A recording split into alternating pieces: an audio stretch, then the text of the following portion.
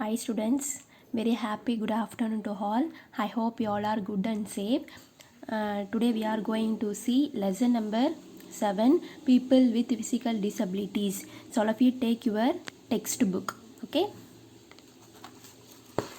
People with physical disabilities. So last class I thought about physical டிசபிலிட்டிஸ்னால் என்ன, so அங்கே என்ன மாதிரியான ப்ராப்ளம்ஸ்லாம் வந்து ஃபேஸ் பண்ணுறாங்க அப்படின்னு பார்த்தோம்.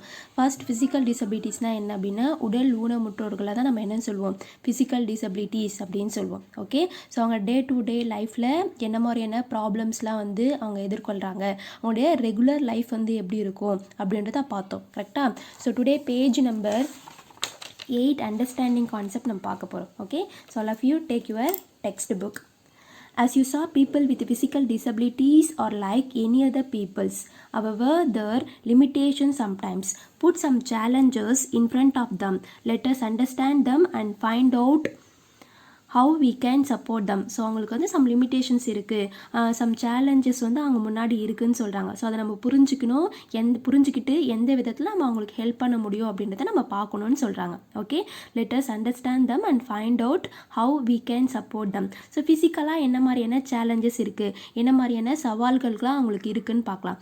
எ lot of people don't consider them as normal. Lot of people என்ன பண்ண, நிறைய பீப்புள் வந்து தங்களை நார்மலாக கன்சிடர் பண்ண மாட்டாங்கன்னு சொல்கிறாங்க. Okay, it could be because some people that are physically disabled பாதிக்கப்பட்டிருக்காங்க.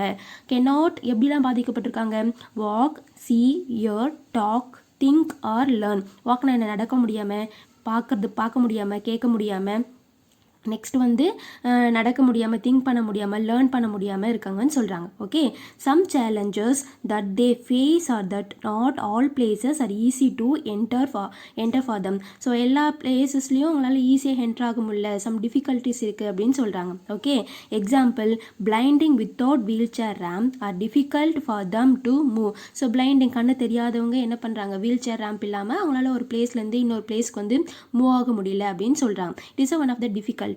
Next, challenges for a persons who cannot see would be the sign outside of the door that don't always have the braille underneath the writing. So என்ன சொல்லியிருக்காங்க அப்படின்னா, கண்ணு தெரியாதவங்களுக்கு ஒரு சில problems இருக்குது. So அவங்க வீட்டுக்குள்ளேயே இருக்காங்க அப்படின்னா அவங்க வீட்டில் என்னென்ன பொருள் எங்கெங்கே இருக்குது அப்படின்னு அவங்களால ஃபைண்ட் அவுட் பண்ண முடியும். அதையும் அவங்க வீட்டை விட்டு வெளியே வரும்போது அவங்க நிறைய சேலஞ்சஸ் இருக்குது, எந்த பொருள் எந்த இடத்துல இருக்குன்னு தெரியல. ஸோ அதனால் கண்ணு தெரியாதவங்களுக்கு ஒரு மெத்தட் வந்து யூஸ் பண்ணுறாங்க, அது என்னென்னா braille. ஓகே, ஸோ அது எதுக்காகனா, அதை தொட்டு பார்த்து அது என்ன எழுத்துன்னு அவங்களால ஃபைண்ட் அவுட் பண்ண முடியும். Okay, so that would make it difficult for them to move themselves around a building or find the place that they need to be. So ஒரு பிளேஸ், ஒரு பில்டிங்கை விட்டு அவங்க வெளியே வரும்போது அவங்களுக்கு இந்த மாதிரியான சேலஞ்சஸ்லாம் இருக்குது, எது எங்கே இருக்குன்னு தெரியல, அதனால் அவங்க வந்து ஒரு இடத்துலேருந்து இன்னொரு இடத்துக்கு மூவ் பண்ண முடியல அப்படின்னு சொல்கிறாங்க. another challenges is adjusting the surrounding and becoming a familiar with all the places they go. If they go to a new places, there would be a great chance them to collide with the something. ஒரு இடத்துலேருந்து இன்னொரு இடத்துக்கு அவங்க போகும்போது, கண்ணு தெரியாதவங்க போகும்போது, collide means மோதிக்கிறது. Okay, அந்த இடத்துல என்ன இருக்குன்னு தெரியாமல் அவங்களால மோதிக்கிறதுக்கான சான்சஸ் இருக்குது, இடிச்சதுக்கான சான்சஸ் வந்து இருக்குது அப்படின்னு சொல்கிறாங்க. So see the picture, challenges for crossing a road.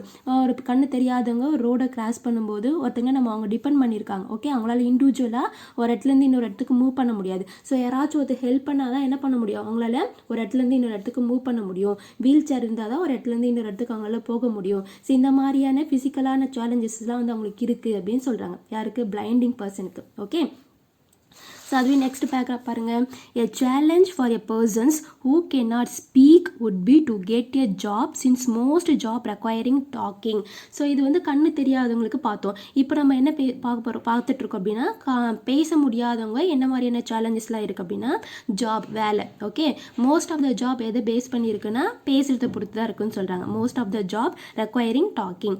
Also if they go somewhere alone, ஒரு இடத்துக்கு அவங்க தனியாக போகிறாங்க அப்படின்னா, there might not might not be known sign language. So sign லாங்குவேஜ்னா அந்த சைகை காட்டி புரிஞ்சுக்கிறது. ஓகே, ஸோ ஃபார் எக்ஸாம்பிள் இப்போ அவங்க நான் கடைக்கு போகிறாங்க, கடையில் போயிட்டு ஒரு பொருள் வாங்கணும் அப்படின்னா இவங்க ஒரு அந்த சைன் லாங்குவேஜ் அந்த சைகை காட்டி சொல்லும்போது அந்த கடையில் இருக்கவங்களுக்கு அது தெரியாமல் இருக்கலாம். ஸோ கம்யூனிகேட் பண்ணுறது வந்து இந்த இடத்துல லேக்கிங்காக இருக்குதுன்னு சொல்கிறாங்க. Okay, so that would make it difficult for them communicate and tell them what they want. So அவங்களுக்கு என்ன வேணுன்றது அவங்களால சொல்ல முடியாது. ஸோ கம்யூனிகேட் தொடர்பு கொள்றதுல வந்து நிறைய ப்ராப்ளம்ஸ் வந்து இருக்குது அப்படின்னு சொல்கிறாங்க. யாருக்கு? பேச முடியாமல் இருக்கவங்களுக்கு. ஓகே, ஊமையாக இருக்கவங்களுக்கு வந்து இந்த மாதிரியான ப்ராப்ளம்ஸ் வந்து இருக்குதுன்னு சொல்கிறாங்க. Okay, next one is emotional challenges. So மனசளவில் அவங்க எந்த அளவுக்கு சவால்களாக எதிர்கொள்கிறாங்கன்னா, the local government look after the needs of people at the village, town or city level.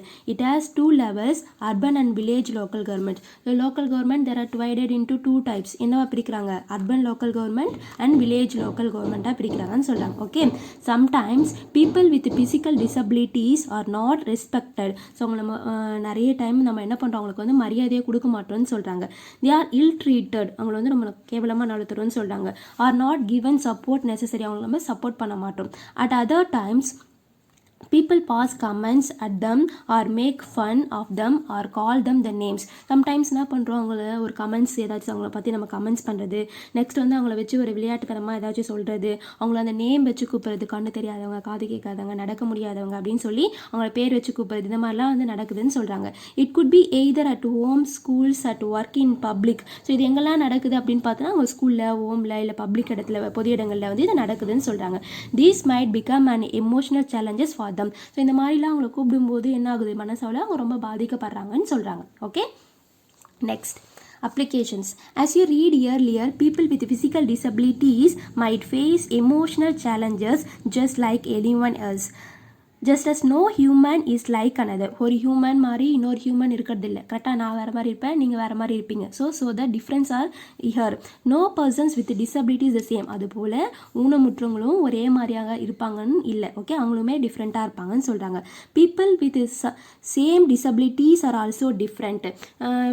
டிசபிலிட்டிஸ்னால் ஒருத்தவங்களுக்கே நிறைய ப்ராப்ளம்ஸ் இருக்குது. ஒருத்தருக்கே வந்து கண்ணு தெரியாமல், காது கேட்காம அது மாதிரி இருக்கலாம். டிசபிலிட்டிஸ்னால் ஒருத்தருக்கே 2-3 குறைபாடுகள் இருக்கிறது. ஓகே, அந்த மாதிரி 2-3 குறைபாடுகள் இருக்கிறவங்களுமே கூட சேமாக இருக்க மாட்டாங்க. அவங்களோட வே ஆஃப் திங்கிங் வேறு மாதிரி இருக்கும், அவங்க லைஃப் ஸ்டைல் வேறு மாதிரி இருக்கும். ஓகே, ஸோ ஒருத்தர் மாதிரி இன்னொருத்தவங்க வந்து இருக்க மாட்டாங்கன்னு சொல்கிறாங்க. when speaking or associating with a persons with a physical disabilities, so அவங்க கூட நம்ம பேசும்போது என்ன மாதிரியான விஷயங்களை நம்ம ஃபாலோ பண்ணணும்.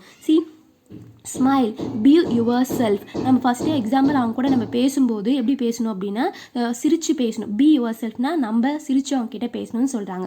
Focus on what a persons can do. So அவங்க என்ன பண்ணுறாங்கன்றதை நம்ம ஃபோக்கஸ் பண்ணணும். ஃபார் எக்ஸாம்பிள் என்ன பண்ணுறாங்கன்னா, தட் மீன்ஸ் அவங்களுக்கு காது கேட்கலையா, கண்ணு, அதை ஃபோக்கஸ் பண்ணக்கூடாது. ஓகே, ஸோ அவங்க என்ன விஷயத்தில் இன்ட்ரெஸ்டாக இருக்காங்க அதை நம்ம ஃபோக்கஸ் பண்ணணும். Okay, talk to a person with disability about how you can include the person activities. அவங்க கூட பேசும்போது அவங்க எந்த மாதிரியான விஷயத்தில் வந்து ரொம்ப ஆக்டிவிட்டியாக இருக்காங்க, ரொம்ப இன்ட்ரெஸ்ட்டாக இருக்காங்க அப்படின்னு நம்ம ஃபைண்ட் அவுட் பண்ணணும்னு சொல்கிறாங்க. Okay, be respectful. அவங்களுக்கு வந்து மரியாதை கொடுக்கணும். Offer assistance is asked or if the need is obvious. More wheelchairs or other mobility aids with the permission from the owner.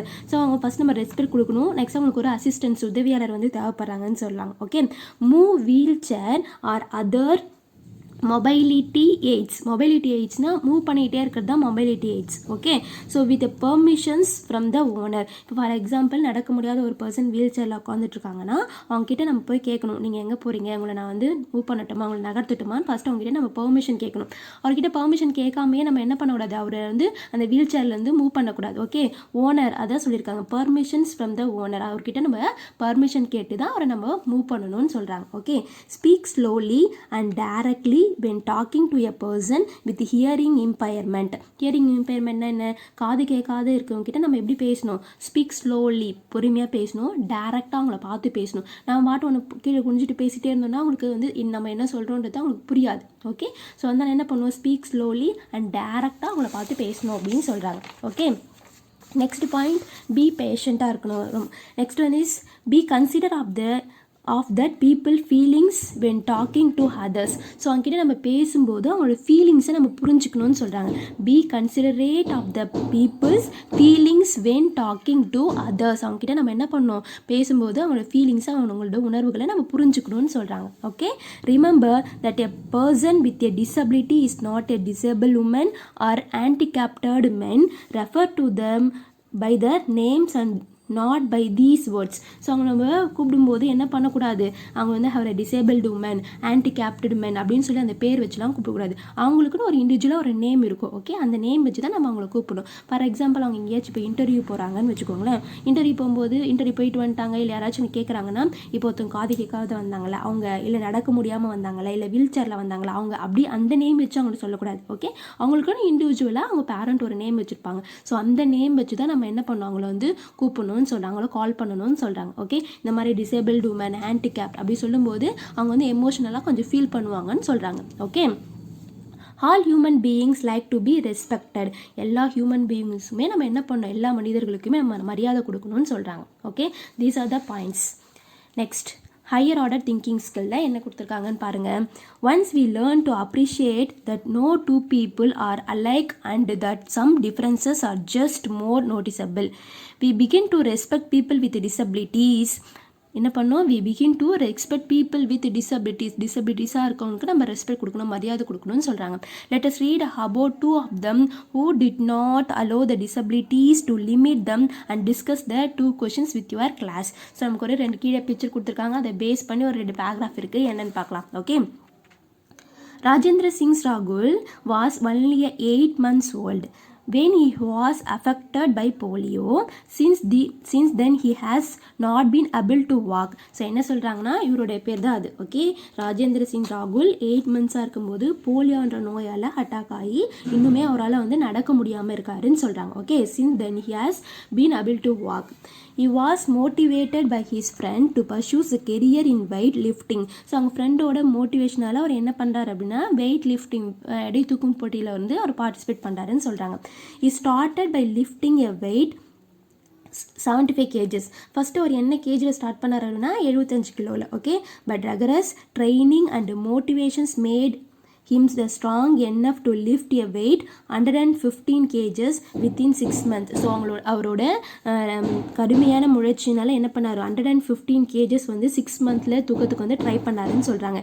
He has made a history after winning a silver medal in power lifting at the Commonwealth Games 2014. So 2014 நடந்த Commonwealth போட்டியில் அவர் என்ன medal வாங்கியிருக்காருன்னா silver medal வாங்கியிருக்காங்க. Start பண்ணது வந்து 75 kg, but அவர் வந்து அவருடைய 6 monthல என்ன பண்ணார், 115 kgs வந்து தூக்கிறதுக்கு வந்து அவர் ட்ரை பண்ணாருன்னு சொல்கிறாங்க. ஓகேவா, next paragraph. Sheela Sharma was only 4 when she lost both her arms in the train accidents. So எங்களோட நேம் தான் ஷீலா சர்மா. 4 years-ஆக இருக்கும்போது அவங்களோட ஹார்ம்ஸ் வந்து இறந்துட்டாங்க. எப்போ அப்படின்னா ஒரு ட்ரெயின் ஆக்சிடெண்ட்டில்.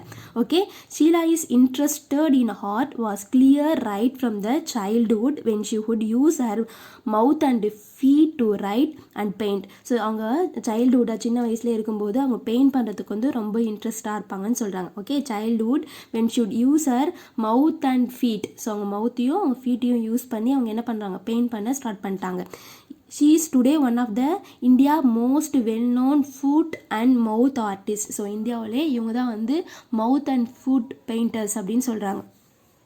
She is today one of the India's most well-known foot and mouth artist. She has exhibited at many prestigious art galleries, including in Jahangir Art Gallery in Mumbai.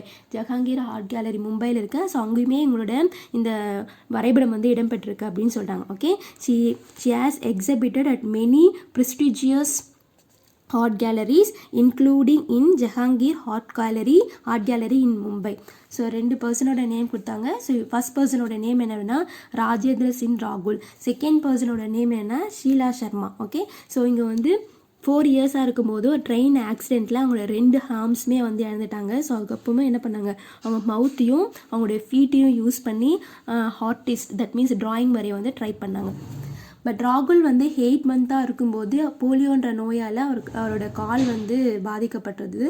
ஸ்டார்டிங்கில் வந்து 75 kgs வந்து தான் தூக்க ஆரம்பித்தார். அப்புறம் 6 month ட்ரைனிங்கில் எவ்வளோ தூக்க ஆரம்பித்தாங்கன்னா 115 kgs வந்து ட்ரைன் பண்ணி இது பண்ணாங்க. 2014 நடந்த காமன்வெல்த் போட்டியில் அவர் என்ன பண்ணார்னா சில்வர் மெடல் வந்து வின் பண்ணியிருக்காங்கன்னு சொல்கிறாங்க.